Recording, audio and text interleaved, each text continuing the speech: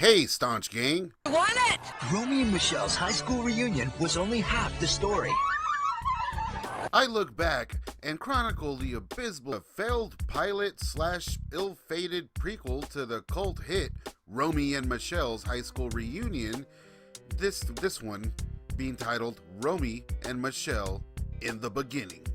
We start off at the girls' graduation, where they basically belittle everyone around them before deciding to save up for Los Angeles and not let anything hold them back.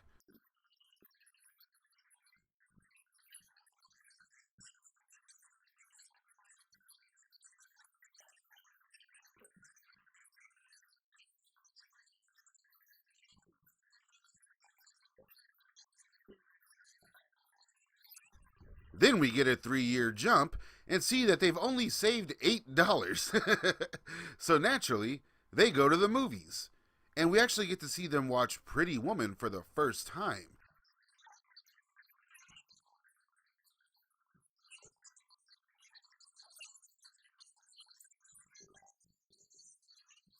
Which leads to them getting the confidence to take off to LA regardless of their budget.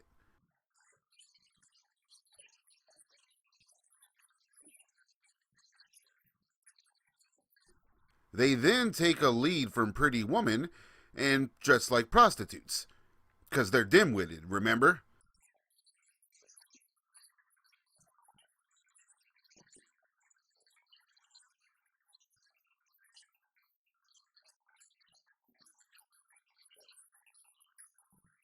They then wind up getting arrested for prostitution.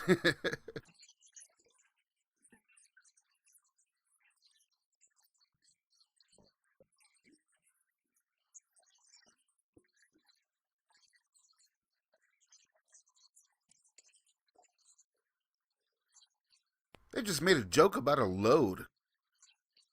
And he offers them a place to stay in a crowded apartment building full of rousing characters, like these creepy, rapey, horny dudes, who actually mistake all of them as drag queens.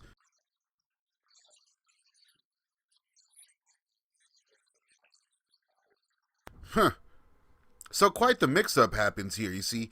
The guys think that Romy and Michele are drag queens, and Romy and Michele, well, they think the guys are gay. Then they bump heads with the racist bitch neighbor. You gotta have one of those. It also kind of retreads a few plot points from the original, like having to get a job ASAP and kind of rehashing some costumes and stuff. Oh yeah, I guess I forgot, with all the jokes that aged so well, we also get an appearance from Paula Abdul. For some reason.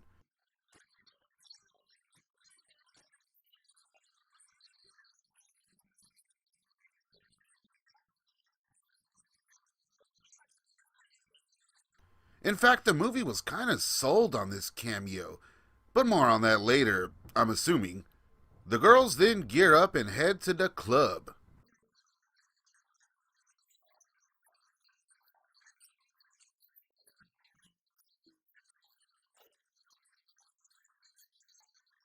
Damn, a Dice Man joke? A Ford Fairlane joke? I'm telling you, these jokes in this movie surprise me and make the film quite watchable if you, have no life.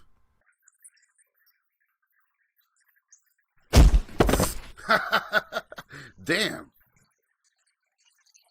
Another parallel from the original, I guess. However, this isn't a dream sequence. I love how this girl right here, who is a supermodel, by the way, that the girls are fans of, ironically, well, I love how she debates driving off after hitting her. But she helps out and things seem to be fine. There's a boring plot line, too, with Michele and this not gay guy. I don't know, shut up. And then we see a rift as Romy gets a new bestie in this supermodel lady, who has this weird assistant dude. What the fuck? Meanwhile, Michelle's about to get it from the rapey neighbor guy.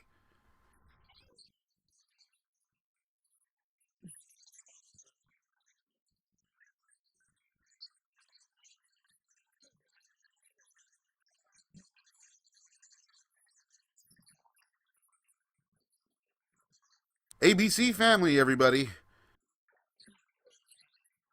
God damn, do they have to go full Skinamax here? Seriously, what the Then Romy gets coaxed into going to the elusive club that she and Michele weren't able to get into. Something she obviously doesn't want to do, but we need some sort of conflict here. We are getting to the third act. And apparently, not even creepy neighbor Dick could save Michele's mood. Just as Romy arrives at the club, she's rudely interrupted by montages. This is a pretty funny gag.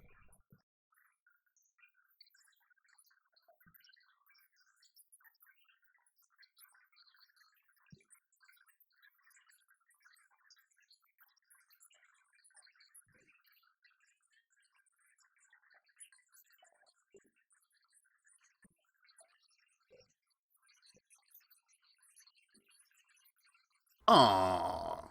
So, the missing shoes subplot thing is kind of just ended, and now Paula Abdul shows up to the drag show. So this is a weird movie. And Romy and Michele? Well, shit. We'll see them again later in a much better movie, as Romy and Michele in the beginning just abruptly ends. Like, it's just, the movie's over. Romy and Michele in the beginning is a mess.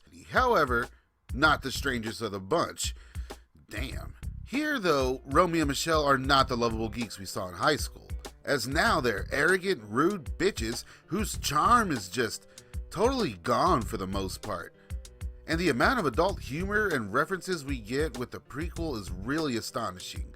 I mean, they make jokes about suicide, cross-dressing, prostitution, loads. There was even a mature content warning. ABC Family, everybody.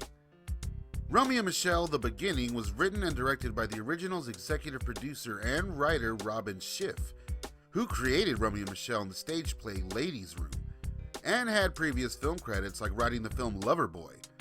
Lisa Kudrow actually played Michele in the play and came on board when the film started pre-production, so that's how that worked out. And ironically, Romy and Michele in The Beginning and the stage play Ladies' Room were not the only versions of Romy and Michele, not really. There was also a 1989 TV pilot based on the play The Ladies' Room called Just Temporary, that again saw Lisa Kudrow in one of the main roles. However, this time they were renamed. Blasphemy. But overall, even with the creators' involvement, it's such a disjointed mess that regardless of its surprising laughs, really is not worth the ride. It kind of just makes you miss the original. Shit, I was about halfway through the movie when I realized Katherine Heigl was playing Romy. I mean, look at these two.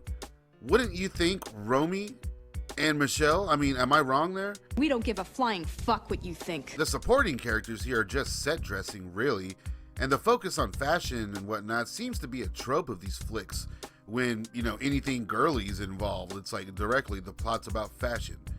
One thing that really could have helped is some character tie-ins from the original. I mean, we could have seen Sandy Frink or Heather Mooney in younger iterations or something like that, if even for a second, And if there was any kind of reference, it's totally lost here. And it's strange to see the high school flashbacks in the original, knowing that just a short time later, the events of this movie happens, but whatever. All I ever wanted was for people to think that we were better than we were in high school. I did enjoy it for the most part, and, some of the off-colored humor was just spot on. If you're into that kind of thing, I'd say track it down, as it is indeed a worthy entry in the not-so-wonderful world of Disney saga. This is stupid.